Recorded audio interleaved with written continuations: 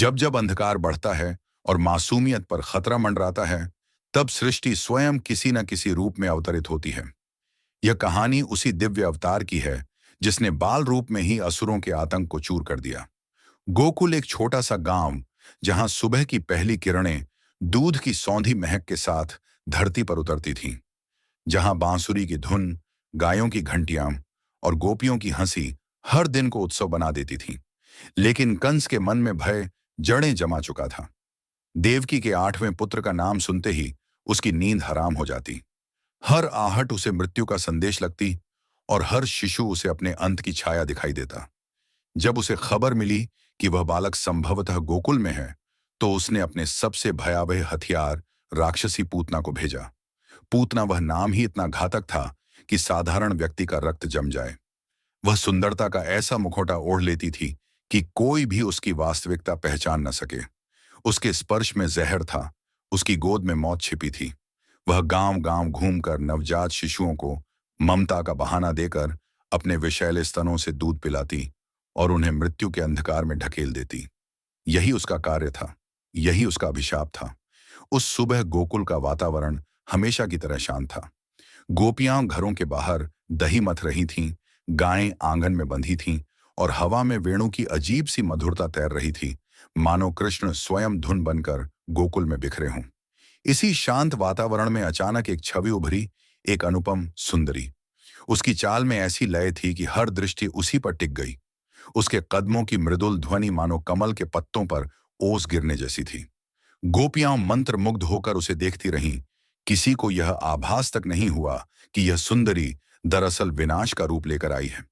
पूतना का रूप इतना आकर्षक था कि उसके आने की भनक मात्र से नंद भवन के बाहर वातावरण सौंदर्य से भर गया। वह भीतर पहुंची। यशोदा मैया उस समय घरेलू कार्यों में व्यस्त थीं। पूतना ने मधुर स्वर में कहा, माताओं का कर्तव्य है कि वे हर बालक का आशीर्वाद लें। क्या मैं इस नन्हे को गोद में ले सकती हूं? उसकी माया इतनी प्रबल थी कि कोई भी विरोध नहीं कर सका। कोई छाया भी नहीं कह सकी, रुको, तुम कौन हो? पूतना ने कृष्ण को अपनी गोद में उठा लिया, जैसे संसार का सबसे निर्मल बालक और सबसे घातक राक्षसी क्षण भर के लिए आमने सामने आ गए हों। कृष्ण ने उसकी ओर देखा। उनकी आंखों में दिव्य, शांत, अनंत प्रकाश था। लेकिन पूतना इस दृष्टि को समझ ही न सकी। वह मुस्कुराई और जैसे ही उसने कृष्ण को अपने विषैले स्तन की ओर झुकाया, समय ठहर गया।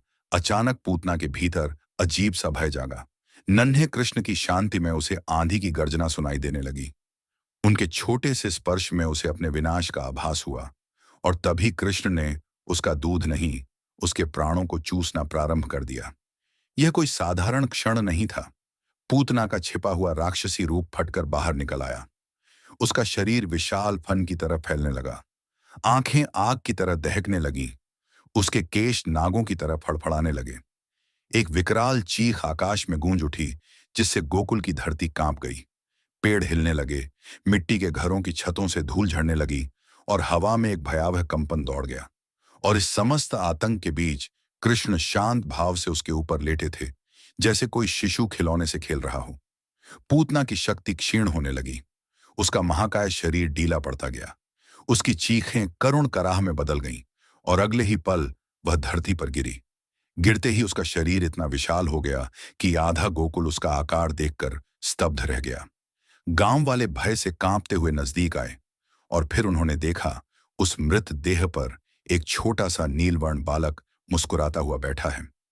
यशोदा दौड़ी। उन्होंने अपने लाल को उठाया और छाती से लगा लिया। आंखों में भय, राहत और प्रेम सब एक साथ उमड़ आए। लेकिन आश्चर्य यह था कि कृष्ण पर उस विष का कोई प्रभाव नहीं था।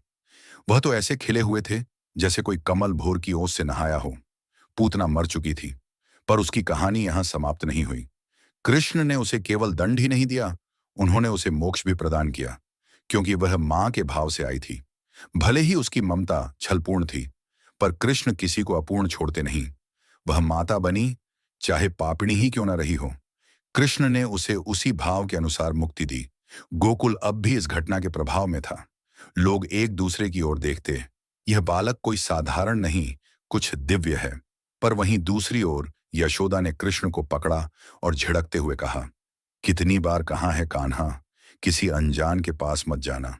तुम तो एक पल भी संभलते नहीं। और कान्हा अपनी भोली मुस्कान के साथ मैया की आंखों में देखते रहे, मानो कह रहे हों, मैया, जिसको तुम अनजान समझती हो, मैं उससे भी पहले सब जान लेता हूं। यूं तो वह बालक था, पर उसकी शक्ति अनंत थी।